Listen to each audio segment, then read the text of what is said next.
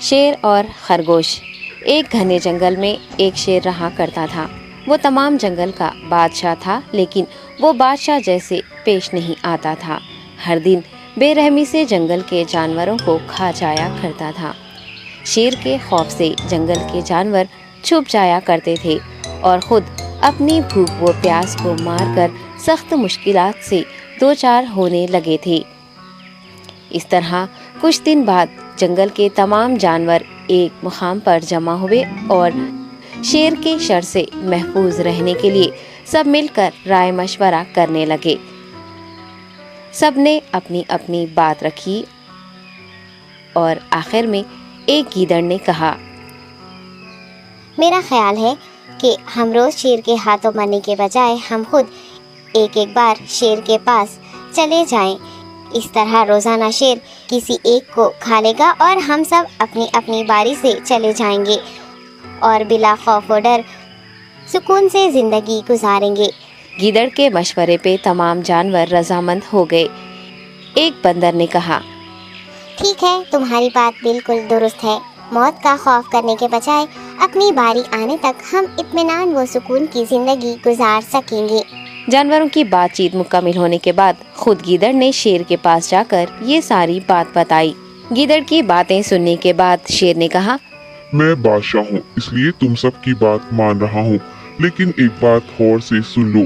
اگر کسی دن مجھے جانور ملنے میں تاخیر ہو جائے تو میں خاموش نہیں بیٹھوں گا اور دوبارہ تم سب پر حملہ کرنا شروع کروں گا۔ شیر نے بڑے غصے سے یہ سب کہا۔ شیر کی باتیں سن کر گیدڑ نے سر ہلاتے ہوئے حامی بھر دی اور وہاں سے چلا گیا۔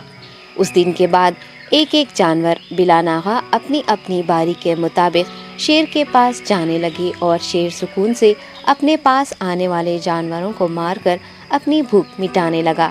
یہ معاملہ ایسے ہی چل رہا تھا اور ایک دن شیر کے پاس جانے کی باری ایک خرگوش کی آئی۔ وہ خرگوش بہت ہی ہوشیار تھا۔ اسے شیر کے پاس جانا منظور نہیں تھا اور اس نے اپنے ساتھی جانوروں کو بے رحمی سے مارنے والے شیر کو سبق سکھانے کی ٹھان لی اور ایک اچھی تدبیر نکال کر آہستہ آہستہ شیر کی گفا کے پاس پہنچ گیا۔ تاخیر ہو جانے سے شیر کافی غصے میں تھا اور خرگوش کو دیکھ کر غصے سے کہنے لگا، میں نے تم سب کو پہلے ہی کہہ دیا تھا، دیر ہو جائے تو میں خاموش نہیں بیٹھوں گا۔ تم نے وعدہ خلافی کی ہے، اس لیے میں جنگل جا کر من چاہے جانور کا شکار کر کھا جاؤں گا۔ تب خرگوش نے شیر سے کہا، معاف کر دیجیے بادشاہ سلامت، غلطی ہو گئی اور اس کا ایک واجب سبب ہے۔ اطمینان رکھیے، میں بیان کرتا ہوں، آپ سنیے اور اس کے بعد آپ آرام سے مجھے مار کر کھا لیں۔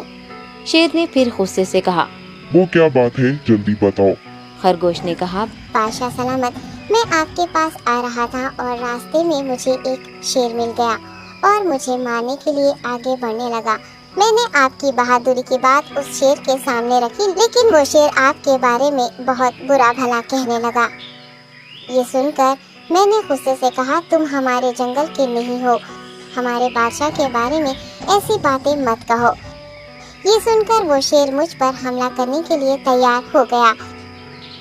یہ دیکھ کر میں نے کہا، تم مجھے مارو گے تو ہمارے بادشاہ تمہیں ہرگز نہیں بخشیں گے۔ تب اس شیر نے کہا، تمہارا بادشاہ میرا کیا کر لے گا؟ میں نے کئی ہاتھیوں کو اپنے پنجے سے مار گرایا ہے۔ تمہارا بادشاہ ہو یا کوئی اور ہو، میرے ہاتھوں بچ نہیں سکتا اور میرے سامنے کوئی ٹک نہیں سکتا۔ میں اسے ختم کروں گا۔ یہ سب بدتمیزی کرنے لگا۔ میں نے اس شیر سے کہا، تم ہمارے بادشاہ سے آ کر بات کرو۔ تب اس نے فخر سے کہا، میں کیوں آؤں؟ تمہارے بادشاہ میں دم ہے تو اسے ہی یہاں لے کر آؤ۔ یہ کہہ کر مجھے دبانے لگا۔ بادشاہ سلامت، اسی لیے آنے میں تاخیر ہو گئی۔ یہ سنتے ہی شیر غصے سے کہنے لگا، چلو ابھی چلتے ہیں، اسے ختم کر دوں گا۔ یہ سننے کے بعد خرگوش نے شیر کو جنگل کے درمیان موجود ایک کنویں کے پاس لے گیا۔ خرگوش نے کہا، بادشاہ اس کے اندر دیکھیے، وہ وہاں آپ کا بے صبری سے انتظار کر رہا ہے، آپ اسے اچھا سبق سکھائیے۔ شیر غصے سے فوراً کنویں میں جھانکنے لگا اور زور سے دہاڑنے لگا۔ تب دوسری جانب سے بھی دوسرا شیر دہاڑتا ہوا محسوس ہونے